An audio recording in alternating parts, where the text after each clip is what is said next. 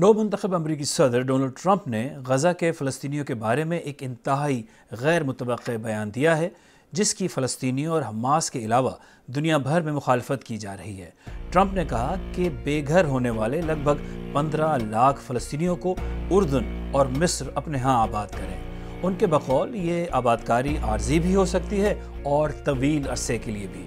Trump کے اس بیان کی فلسطینیوں، حماس، امریکہ کے اتحادی عرب ممالک، اقوام متحدہ اور دنیا کے کئی دیگر ملکوں نے سخت مخالفت کی ہے۔ We would be against any plan that would lead to the forced displacement of people or could or would lead to any type of ethnic cleansing. It's not acceptable to move the people from their land to the Egyptian territory because the Palestinian case will be lost. And that, from our point of view, requires the two-state solution, and that requires that the two states are more equal basis. Trump کے اس بیان کو کئی فلسطینی اس سوچ کی عکاسی بتا رہے ہیں جس کے تحت اسرائیل اور مقبوضہ علاقوں سے فلسطینیوں کو صاف کرنا ہے، اور یہ خیال بہت عرصے سے گردش میں رہا ہے۔ اسرائیل پر شدت پسند تنظیم حماس کے 7 اکتوبر 2023 کے حملے کے بعد سے گزشتہ 15 مہینے میں غزہ پر اسرائیل نے لگاتار بمباری کر کے پورے خطے کو زمین بوس کر دیا ہے۔ گھر، عمارتیں، ہسپتال، مساجد، اسکول، حماس شدت پسندوں کی سرنگیں، مطلب یہ کہ کوئی چھت اور دیوار شاید ہی سلامت بچی ہو۔ 46,000 سے زیادہ فلسطینی، جن میں بچوں اور خواتین کی بھی ایک بہت بڑی تعداد ہے، مارے جا چکے ہیں۔ لیکن اس سب کے باوجود فلسطینیوں نے اپنے وطن سے نکل جانے کو ترجیح نہیں دی۔ واحنا ارضنا ہے، احنا ارضنا فلسطین، یعنی مش هنطلع منها۔ آج سیربین میں ہم ٹرمپ کے بیان اور اسرائیل فلسطین تنازع سے جڑے ان چند بنیادی اور اہم سوالات کا جواب تلاش کرنے کی کوشش کریں گے۔ ایک تو یہ کہ صدر ٹرمپ کو یہ آئیڈیا آیا کیوں؟ کیا یہ کسی دیرینہ خواہش کی عکاسی کرتا ہے؟ اور صدر ٹرمپ کا یہ آئیڈیا کیا واقعی قابل عمل بھی ہے؟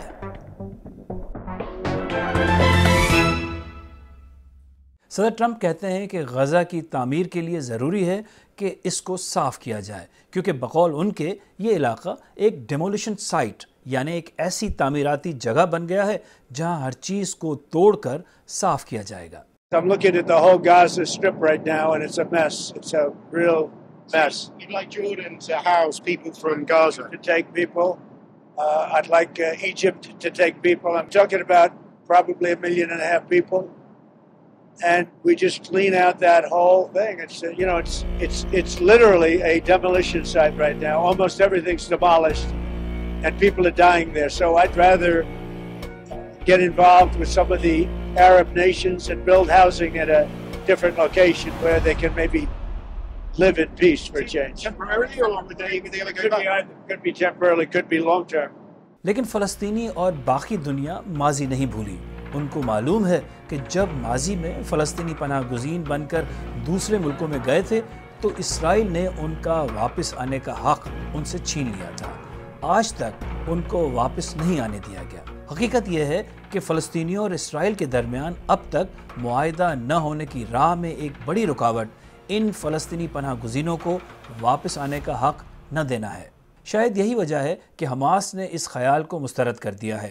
مصر اور اردن نے بھی اس کو رد کر دیا ہے، جبکہ جرمنی سمیت کئی ملکوں نے بھی اس خیال کی مخالفت کی ہے۔ کئی لوگ تو اسے غزہ سے فلسطینیوں کی نسلی صفائی یا ایتھنک کلینزنگ سے تعبیر کر رہے ہیں۔ ظاہر ہے غزہ کے فلسطینی اسے قبول کرنے کے لیے ہرگز تیار نہیں ہیں۔ ٹرمپ کا یہ بیان ان پر ایک بم کی مانند گرا ہے۔ لا يشهد الرئيس الامريكي اهبل مع احترامي يعني لو بدنا نطلع احنا كان تعين الجنوب ما تعين الشمال اللي في الجنوب كان ما رجوش على غزه. بدناش نهاجر، ليش نهاجر؟ لو بدنا نهاجر كان هاجرنا من زمان احنا وطلعنا، بس بدناش نهاجر احنا يا عمي. وترامب بيحلم ونتنياهو بيحلم في الصفقه هذه، لكن في حياتنا ما حسير. شعبنا احنا شعب صامت. الاردن لها اهلها وارض مصر لها اهلها، واحنا ارضنا هي، احنا ارضنا فلسطين، يعني مش هنطلع منها. بقول لترامب وبقول للعالم كله احنا فلسطين غزه، فهمت كيف؟ لا بنسيبها ولا بنطلع منها لو ايش ما صار. اسرائیل اور حماس کے درمیان ہونے والے جنگ بندی کے معاہدے کے بعد غزہ کے فلسطینی شمالی غزہ میں اپنے تباہ شدہ گھروں کو لوٹ رہے ہیں۔ واپسی پر صرف کھنڈرات ان کے منتظر ہیں۔ وہ غزہ کے ایک علاقے سے دوسرے علاقے میں انتہائی بھوک اور بے سر و سامانی کی حالت میں منتقل ہوتے رہے، اس امید پر کہ جنگ ختم ہوگی تو دنیا ان کی اثر نو تعمیر میں مدد کرے گی. جينا مشي معانا ما بيعرف فيها الا رب العالمين، لكن جيت هنا عن اجي لي غرفه حاجه اقوي فيها، لكن الحمد لله زي ما انت شايف، الحمد لله الحمد لله الحمد لله. هاي البيت 5 طوابق، في حوالي تقريبا 50 نفر. والله ما احنا عارفين من طول اشي ولا مبين اشي ولا مبين معالم. الخزانات، اطار الخزانات ما هو مبين، والله العظيم اطار الخزانه تبعتي ما هو مبين، فيها كل المستندات. احنا طلعنا تحت الضرب، ضربوا الدور اللي جنبنا هنا ضرين 3، قلنا الدور جاي علينا. غزہ کی پٹی 41 کلومیٹر لمبی اور 6 سے 12 کلومیٹر چوڑی ہے. غزہ کا کل رقبہ 365 مربع کلومیٹر ہے. جنگ سے پہلے غزہ کی آبادی 23 لاکھ تھی. فلسطینی ہیلتھ اتھارٹیز کے مطابق 7 اکتوبر کے حماس کے حملے کے بعد اسرائیلی حملوں میں 46,000 سے زیادہ فلسطینی ہلاک ہو چکے ہیں. فلسطینیوں کے زیادہ تر گھر اور عمارتیں تباہ ہو گئی ہیں. بی بی سی ویریفائی کے مطابق 17 لاکھ افراد جو کہ غزہ کی آبادی کا 80% سے زیادہ ہیں بے گھر ہو کر جنوب کی جانب چلے گئے تھے اور جن کی واپسی کا سلسلہ اب شروع ہو چکا ہے. اس تباہی کے بارے میں اسرائیلی ڈیفنس فورسز IDF کا دعویٰ ہے کہ وہ حماس کے جنگجوؤں اور ان کے بقول دہشت گردی کے انفراسٹرکچر کو نشانہ بنا رہے ہیں. اب اسی تباہ حال غزہ کو صدر ٹرمپ خالی کرانا چاہتے ہیں. لیکن وہ ایسا کیوں کرنا چاہتے ہیں؟ صدر ٹرمپ کو یہ آئیڈیا کہاں سے آیا؟ جی، یہ صاف نظر آ رہا ہے کہ اس وقت صدر ٹرمپ نیتن یاہو کی رجیم کی سپورٹ کر رہے ہیں، اور جو پالیسیز نیتن یاہو کی رجیم، ان کے رائٹ ونگ پولیٹیشنز جو کہ ان کی گورنمنٹ کو سپورٹ کرتے ہیں، سیٹلرز، اسرائیلی سیٹلرز جو کہ فلسطینیوں کی زمین پر قبضہ کرنا چاہتے ہیں، ان سب کی پالیسی کو فالو کیا جا رہا ہے. کیونکہ کافی عرصے سے نیتن یاہو کی رجیم میں اور ان کے منسٹرز، ان کے کیبنٹ ممبرز بہت اوپنلی کہہ رہے ہیں کہ فلسطینیوں کو یہاں سے نکالا جائے، خاص طور پہ غزہ سے. لیکن یہ کہ فلسطینیوں کو دربدر کرنے کی ایک ایکسپلیسٹ پالیسی نیتن یاہو کی گورنمنٹ کے بہت سارے منسٹرز اوپنلی پرپوز کرتے رہے ہیں، خاص طور پہ پچھلے 1.5 سال میں. فلسطینیوں کو غزہ سے نکال کر اردن اور مصر میں بسا دیا جائے، کیا ایسا ممکن ہے؟ ہم یہ کہہ سکتے ہیں کہ ابھی تک ہم نے دیکھا ہے کہ اردن اور مصر کی حکومت نے بہت سختی سے اس پلان کو ریجیکٹ کیا ہے اور رد کیا ہے، اور اس کی وجہ یہ نہیں ہے کہ ان کو فلسطین کے لوگوں کے ساتھ بہت ہمدردی ہے، بلکہ ان کو پتہ ہے کہ ان کی عوام کی فلسطین کے ساتھ ہمدردی ہے، اور ان کے لیے پولیٹیکلی یہ بہت مشکل ہو جائے گا، اور ان کے ڈیموگرافک چینجز ہو جائیں گے. مثلاً یہ کہ اردن میں اس وقت آلریڈی تقریباً 3 ملین فلسطینی ہیں ابھی، اور اردن کی پوری پاپولیشن جو ہے وہ تقریباً 11 ملین ہے، تو ان کے لیے یہ مینیج کرنا مشکل ہے. تو انہوں نے اپنے اندرونی وجوہات سے اس پلان کو ابھی تک رد کیا ہے. لیکن دوسری طرف یہ بھی ہے کہ امریکہ کے پاس کافی لیورز ہیں یہاں پہ. مصر اور اردن کی رجیمز امریکہ کی پولیٹیکل سپورٹ پہ ڈیپینڈ کرتی ہیں، اور سب سے زیادہ مصر کے لیے، السیسی کی رجیم کے لیے امریکہ ایک بہت امپورٹنٹ ڈونر ہے. بہت سارے فائنینشیل ایڈ، ملٹری ایڈ اس وقت مصر کو ملتی ہے. لیکن تیسری چیز ہم اس حوالے سے یہ دیکھ سکتے ہیں کہ یہ صدر ٹرمپ کا ایک پرانا طریقہ ہے کہ وہ پہلے بہت دھواں دھار مطالبہ کرتے ہیں، بہت بڑی چیز مانگتے ہیں، اور جب سب لوگ ڈر جاتے ہیں، ادھر ادھر سوچنا شروع کرتے ہیں کہ اچھا اب ہم ان کو کیا آفر کر سکتے ہیں، تو پھر وہ اپنی کوئی اگلی ڈیمانڈ لاتے ہیں. تو بہت سارے مبصرین کا یہ خیال ہے کہ انہوں نے یہ ایک اوپننگ نیگوشیٹنگ ٹیکٹک ہے، اور اس کے علاوہ he will want other things from them. جیسا کہ میں نے پہلے کہا، فلسطینیوں کے لیے ماضی کا سبق بہت تکلیف دہ تھا. فلسطینیوں کی اپنے گھروں اور علاقوں سے بے دخلی کا آغاز 1948 میں اسرائیل کے قیام سے ہی ہوا. سن 1948 میں اسرائیل کے قیام کے بعد جنگ کی وجہ سے تقریباً 7 لاکھ فلسطینی یا تو ہجرت پر مجبور ہوئے یا انہیں اپنے گھروں سے نکال دیا گیا. ان فلسطینیوں کی اکثریت نے اردن میں پناہ لی.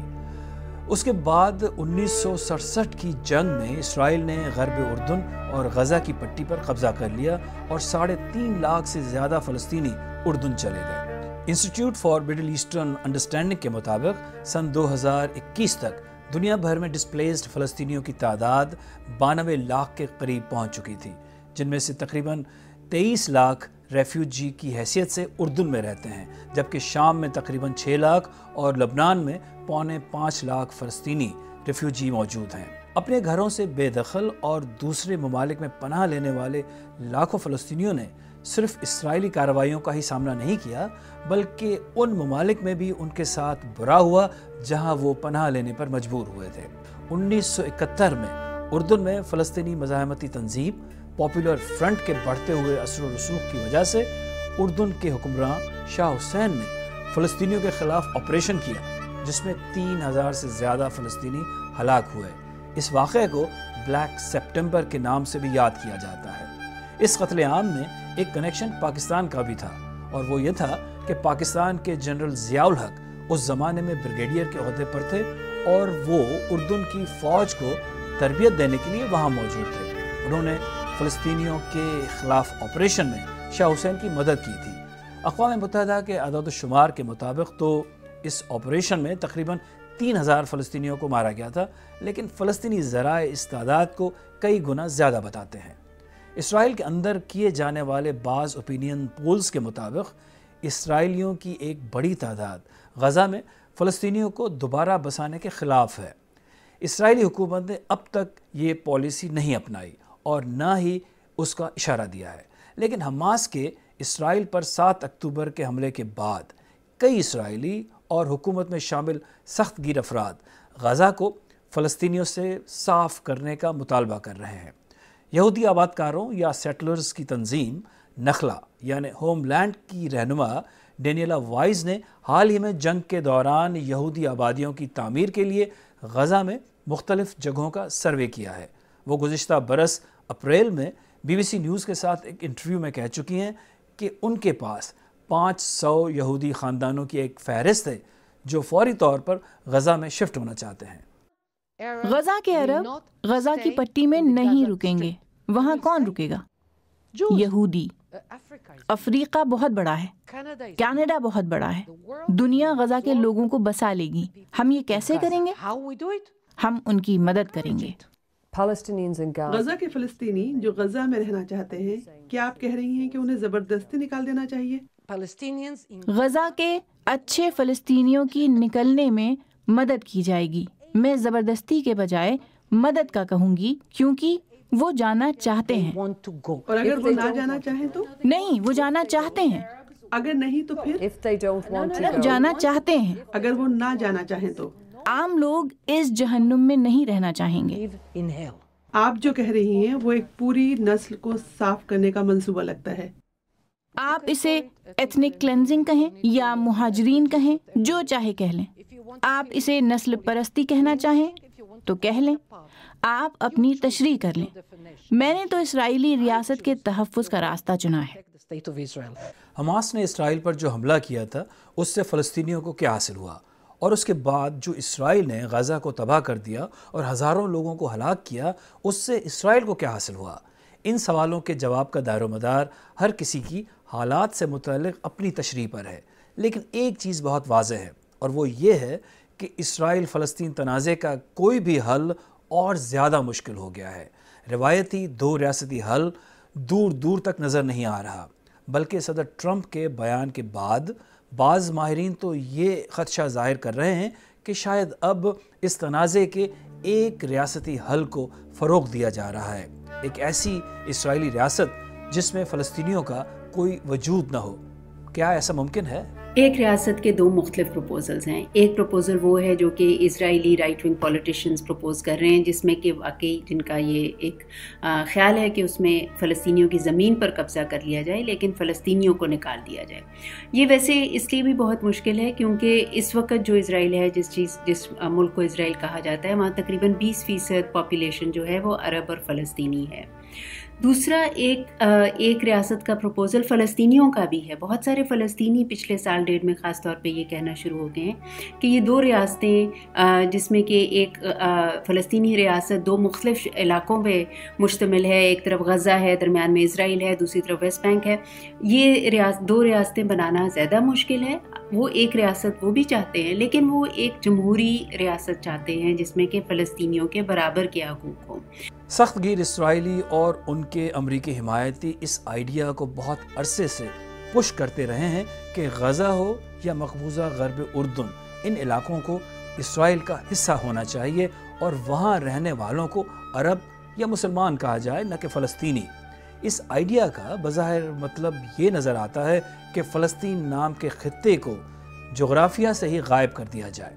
صدر ٹرمپ کے بیان کو بہت سارے فلسطینی اسی کانٹیکسٹ میں دیکھ رہے ہیں، لیکن فلسطینی اور دنیا کی آبادی کا ایک بہت بڑا حصہ اسے تاریخ کا ایک بہت بڑا ظلم تصور کرتے ہیں۔ دنیا میں اس آئیڈیا کی حمایت نظر نہیں آ رہی، اور شاید فلسطینی بھی تمام تر تکالیف اور پریشانیوں کے باوجود اس آئیڈیا کی مخالفت کبھی نہیں چھوڑیں گے۔